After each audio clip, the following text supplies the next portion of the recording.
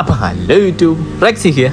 അപ്പോൾ ഇതെൻ്റെ 2001 model second hand glamour bike. അതുപോലെ ഈ വീഡിയോ എഡിറ്റ് ചെയ്തിരിക്കുന്നു എല്ലാം എൻ്റെ ഒരു സെക്കൻഡ് ഹാൻഡ് iPhone 13 എന്താണ് തമ്പനെയിലും ടൈറ്റിലും ഒക്കെ കണ്ടിട്ട് ലാപ്ടോപ്പ് ഡ്രീം അത് ഇതെന്നൊക്കെ പറഞ്ഞിട്ട് ഇവനത് ബൈക്കിൻ്റെയും സെക്കൻഡ് ഹാൻഡ് ഫോൺ മേടിച്ചതിൻ്റെ കഥ പറയുന്നത് ആലോചിക്കുന്നുണ്ടോ? ഫസ്റ്റ് ഓഫ് ഓൾ ഞാനും ആദ്യം ഓർത്തത് ജസ്റ്റ് ഇതൊരു ബ്ലോഗ് ടൈപ്പ് പോലെ ചെറിയ വീഡിയോ എഡിറ്റ് ചെയ്ത് ചെറിയൊരു അൺബോക്സിങ്, അത് കഴിഞ്ഞൊരു ബി റോള് അങ്ങനെയൊക്കെ കൊടുത്ത് അങ്ങ് സെറ്റ് ചെയ്യാവുന്നതാണ്. അങ്ങനെ ഓർത്തോർത്ത് ലാപ്പ് എടുത്ത് 1 മാസം കഴിഞ്ഞ് 2 മാസം കഴിഞ്ഞ് 3ാമത്തെ മാസത്തിലെ സ്റ്റാർട്ടിങ് വീക്കിലാണ് ഞാൻ ഈ വീഡിയോ എഡിറ്റ് ചെയ്യുന്നത്. ഇനി ഇത് ഏത് മാസം വരുമെന്ന് പോലും എനിക്ക് ഒരു ഉറപ്പില്ല, കാരണം ഈ വീഡിയോ ഇടാനുള്ള ചാനൽ പോലും ഞാൻ ഇതുവരെ ക്രിയേറ്റ് ചെയ്തിട്ടില്ല. അപ്പോൾ ഈ ചാനൽ ഞാൻ ഉദ്ദേശിക്കുന്നത് എൻ്റെ ലാപ്പിലുള്ള ഗെയിം പ്ലേ വോക്ക് ത്രൂ ഒക്കെ ചെയ്ത് നമ്മുടെ ചെറിയൊരു കോട്ടയം റൈഡ് ആവാനുള്ള ടൈപ്പിലാണ്.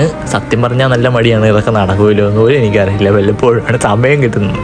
അപ്പോൾ ഞാൻ ഈ എഡിറ്റ് ചെയ്യാൻ ഇത്ര നാൾ ഗ്യാപ്പ് വന്നപ്പോൾ ഞാൻ അങ്ങനെ ആലോചിച്ചു, എന്തുകൊണ്ട് ഇതൊരു ചുമ്മാ അൺബോക്സിങ് ഇല്ല മറ്റേ ഷോർട്സ് പോലെ ഇടുന്നതിന് പകരം ഒരു ലോങ് വീഡിയോ ആയിട്ട് ചെയ്ത് കുറച്ച് കാര്യമൊക്കെ പറയണമെന്ന് എനിക്ക് തോന്നി. അങ്ങനെ ആലോചിച്ചപ്പോൾ ഞാൻ ഓർത്തു എന്തുകൊണ്ട് എൻ്റെ ഒരു ഗെയിമിങ് മൈൻഡൊക്കെ എങ്ങനെയാണെന്ന് ഈ ഒരു ഗെയിമിങ് PC ഒരു ഡ്രീമൊക്കെ ആയെന്നുള്ളത് കഥ എങ്ങ് പറഞ്ഞിട്ട് ഞാൻ ഈ സൈഡ് അങ്ങ് അൺബോക്സിങ് കാണിക്കാൻ ഓർത്തു.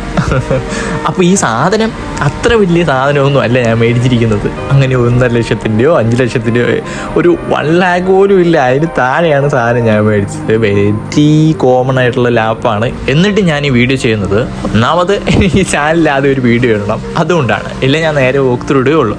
രണ്ടാമത്തെ മെയിൻ കാര്യം എന്ന് പറഞ്ഞാൽ എന്നെ പോലെ തന്നെ എന്ന് വെച്ചാൽ ഈ ലാപ്പ് സ്റ്റില്ലൊരു ഡ്രീമായിട്ടുള്ള ആൾക്കാർ ഇഷ്ടം പോലെ വരുവാണ്. അപ്പോൾ അവർക്കൊരു ഇൻസ്പിറേഷനോ അങ്ങനെയൊക്കെ ആകാൻ സാധിച്ചെങ്കിൽ ഒരു സൂപ്പറല്ലേ. അപ്പോൾ അതിനോട് വേണ്ടിയാണേ. അപ്പം ഞാൻ ഈ ഗെയിം കളി ആക്ച്വലി PC ഗെയിം നമ്മളൊക്കെ കുഞ്ഞിലെ എല്ലാവരും കളിച്ചിട്ടുണ്ടാകും മൊബൈലുള്ള പല ഗെയിം. പക്ഷേ PC ഗെയിമിലോട്ട് ആദ്യമായിട്ട് ഞാൻ വരുന്നത് സംഭവം ബന്ധപ്പെട്ടിരിക്കുന്നത് നമ്മുടെ മുടിയിലോട്ടാണ്.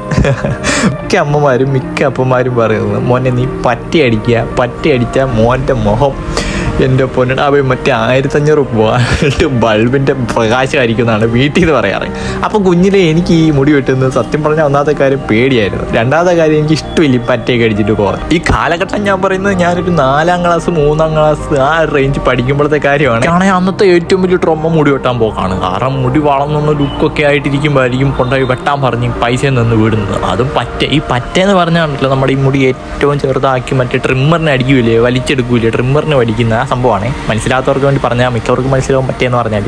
അങ്ങനെ ഇരിക്കുമ്പോഴാണ് നമ്മുടെ നാട്ടിൽ ഒരു കമ്പ്യൂട്ടർ കഫേ വരുന്നത്. ഈ കമ്പ്യൂട്ടർ കഫേ വന്നുവെന്നും അവിടെ PC-ക്കകത്ത് ഗെയിം കളിക്കാൻ പറ്റുമെന്നും എന്നോട് ആദ്യം പറയുന്നത് നമ്മുടെ ചേട്ടച്ചാരാണ്. ഇങ്ങനെ പറയുമ്പോൾ നിങ്ങൾ ഓർക്കും ഞങ്ങളൊന്നും വലിയ അടയും ചക്കരയൊക്കെ ആയിരിക്കുന്നത്. മിക്ക ചേട്ടൻ്റെ അനിയന്മാരെന്ന് പറയുന്ന പോലെ അന്ന് ഉമ്മ ടീ അങ്ങോട്ടും ഇങ്ങോട്ടും പാരവപ്പ് എല്ലാ പരിപാടിയും ഉള്ളതാണ്. പക്ഷെ അതിൽ ഇവൻ എന്നോട് ആ കാര്യം പറയുന്നത് അവനതിലൊരു ക്യാച്ചുള്ളതാണ്.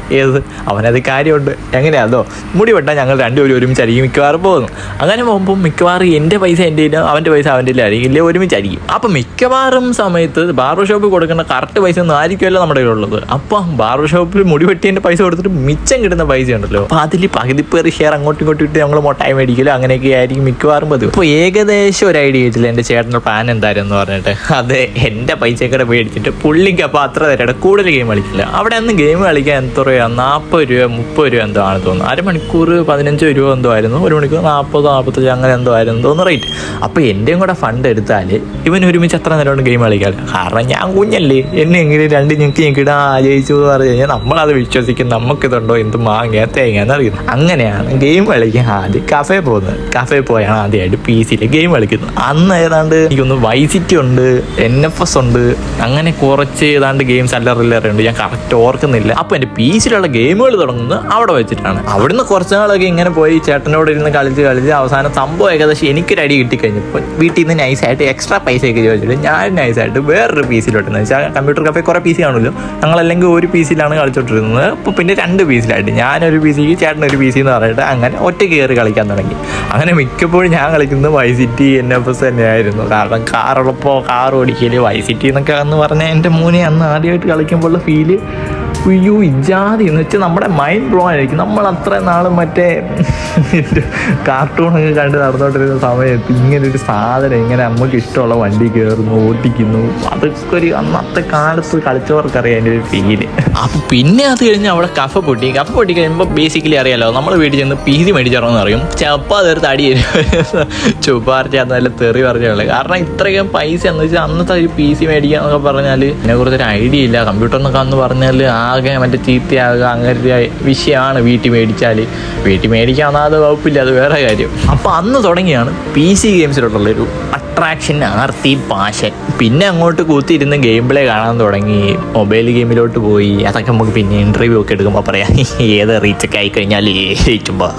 അങ്ങനെ നോക്കി കുറേ കൊല്ലം കഴിഞ്ഞു.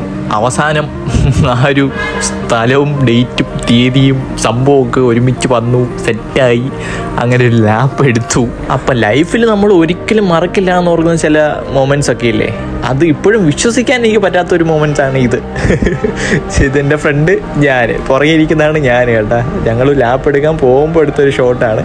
അപ്പോൾ നമുക്ക് നേരെ ലാപ്പിൻ്റെ അൺബോക്സിലോട്ട് പോകാം.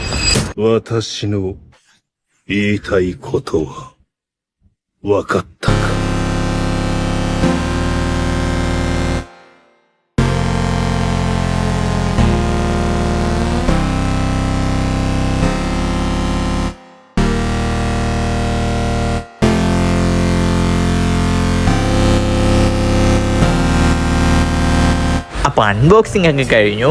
ഫസ്റ്റായിട്ട് നമ്മൾ ലാപ്പ് ബൂട്ട് ചെയ്യാൻ പോവാണ്. ചത്താലും മറക്കില്ലടി ഈ ഒരു ഫീല്. എൻ്റെ മോനെ, ഹൈ RGB കത്തുതട്ടല്ലേ എൻ്റെ മോനെ.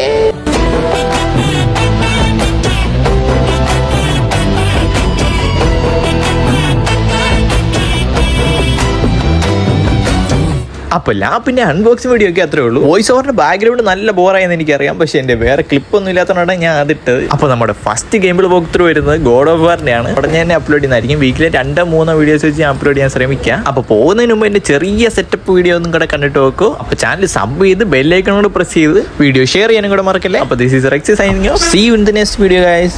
Bye.